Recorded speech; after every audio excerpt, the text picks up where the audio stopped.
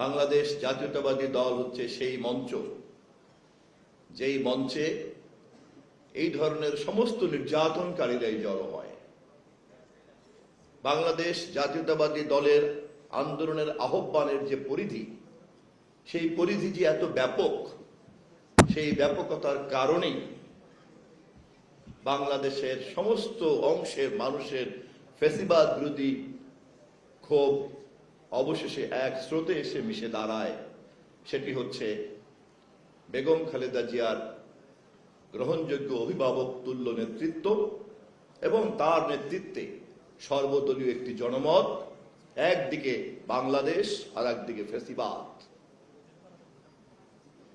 এই প্রেক্ষাপটেই চলমান বিভিন্ন সংকটের সঙ্গে নতুন সংকট তৈরি হয়েছিল বৈষম্য বিরোধী ছাত্র আন্দোলনের প্রেক্ষাপট, এবং সেই প্রেক্ষাপটেই অবশেষে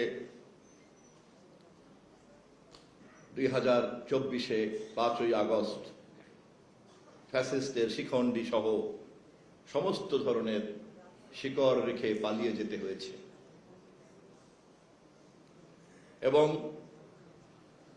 অন্তর্বর্তীকালীন সরকারের মেয়াদে এই বিষয়ে আমরা অনেক ভালো ভালো কথা শুনেছি, অনেক সুন্দর সুন্দর চিন্তার কথা শুনেছি, কিন্তু সময়ের অভাবেই হোক অথবা অন্য কোনো কারণেই হোক কোনো কার্যকরী পদক্ষেপ আমরা এখনো পর্যন্ত দেখতে পাইনি। আপনাদের সকলের ত্যাগ, তিতিক্ষা এবং রক্তের বিনিময়ে গত 12ই ফেব্রুয়ারির যে বিতর্কহীন বাংলাদেশের সবচেয়ে পরিচ্ছন্ন নির্বাচন অনুষ্ঠিত হয়েছে, সেই নির্বাচনে যদি কম বেশি বিতর্ক থেকেও থাকে, এর চাইতে ভালো এর আগের 12টি নির্বাচনের মধ্যে কোন নির্বাচনটি ছিল? নিশ্চয়ই বিতর্ক ছিল, কিন্তু 12টি নির্বাচনের চাইতে অনেক বেশি পরিচ্ছন্ন ছিল। ধন্যবাদ আপনাদেরকে। সেই নির্বাচনের মধ্য দিয়ে গঠিত একটি সরকার আজ তারেক রহমানের নেতৃত্বে বাংলাদেশের সরকার গঠন করেছে, এবং সেই সরকার সংসদের প্রথম অধিবেশনে শাপলা চত্বরের সকল শহীদদের প্রতি সম্মান জানিয়েছে।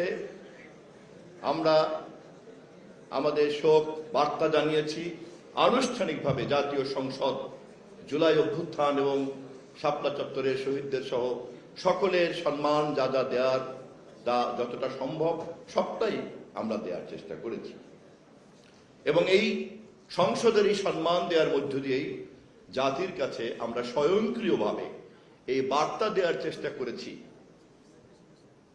যে বাংলাদেশে কোনো অপরাধকে আমরা তামাদি হতে দেব না।